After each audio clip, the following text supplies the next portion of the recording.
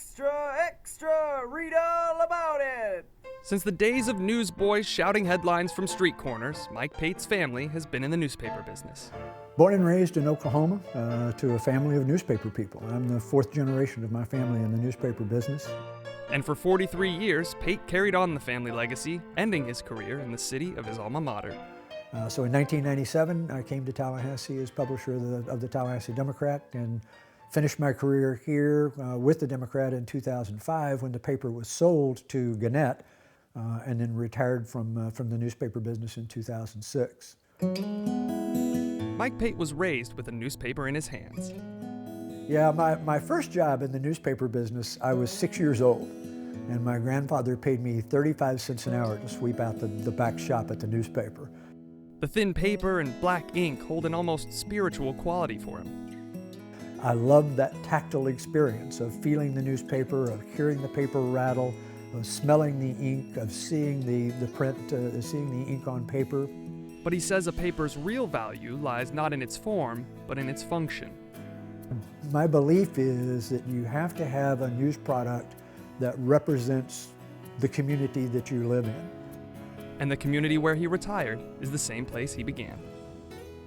Graduating with a degree in business administration in 1968 from Florida State's College of Business, Mike took a part-time job in advertising sales at the Democrat. It was about 43 years ago when I started working at the Tallahassee Democrat, and that's where we are right now. My office, when I first started working here, was all the way back in the back. And then after 37 years, I moved from the back of the office all the way up to the front, which is the publisher's office, which is where we're walking into now. As it turns out, I ended up beginning to move up the ladder at the newspaper very quickly and realized that I really loved the business. He continued on in sales, working in Miami and Biloxi, Mississippi. Then in 1979, the Myrtle Beach Sun called upon Mike Pate to lead it toward brighter horizons as publisher. You know, that was where I really had to start learning because as I look back at it, I was too young to be a publisher. It was sink or swim, but in the end, he made waves in the industry. This is a collection of some of the highlights from my career that I thought I'd share with you. This one is one that I'm maybe most proud of. It's the Alva Chapman Award we gave these. Knight Ritter's Alva Chapman Award recognizes the newspaper with the year's highest overall ranking for business achievement. We're the only newspaper ever to win it 4 times, and the only newspaper ever to win it 3 times in a row for business performance. So we were very pleased with that. For a time, the Sun was the fastest growing newspaper in the nation. As I look back at it from a standpoint of my education from the College of Business at Florida State was the perfect set of classes for me to take to prepare to become the newspaper publisher that I wanted to become. And that means being dedicated to serving the community, especially when it's most in need. Hurricane Hugo came in 1989 and basically destroyed the first 2 rows of the beachfront in Myrtle Beach. That was that whole community's life. The people of Myrtle Beach were at a loss and in need of vital information. With no power to run the presses, Pate had the paper printed in Columbia, South Carolina, and shipped to the coast.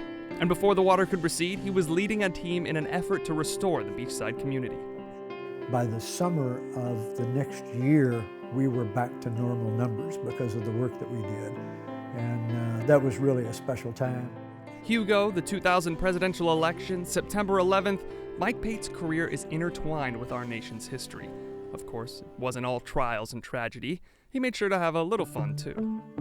This is one of my favorites, much happier time. This was the front page that we handed out in the Sugar Bowl on the night that the Seminoles won the national championship in 1999. Well, needless to say, the front page of the Tallahassee Democrat with Noles' win on it was broadcast nationwide, so we got wonderful publicity from it and had a wonderful time doing it, too. And it all sounds straight out of the horoscope section when you hear about Mike Pate's original career plans. This is the College of Music. It actually used to be the School of Music when I was here, and this is where I started my career at FSU. At that time, I wanted to be a band director. I really thought that was my life's calling. And then, as always it seems, a beautiful young lady marched into his life and set him on the path toward destiny. I'd met my wife Judy, and I knew that I couldn't afford her and the lifestyle that she wanted to become accustomed to on a teacher's salary. I was doomed to be a newspaperman. I mean, there's just no other way around it. I mean, But he's made sure to keep in touch with his roots. He formed and performs with the FSU Alumni Marching Band and has served as a trustee for the FSU Foundation. The Alumni Association saw fit to honor him with their Circle of Gold and Grad Made Good awards, and Pate even gave the commencement address at a Florida State graduation. Outside of campus, he has led a wide variety of community initiatives as program director of the John S. and James L. Knight Foundation, and today he heads up Town and Gown, Tallahassee.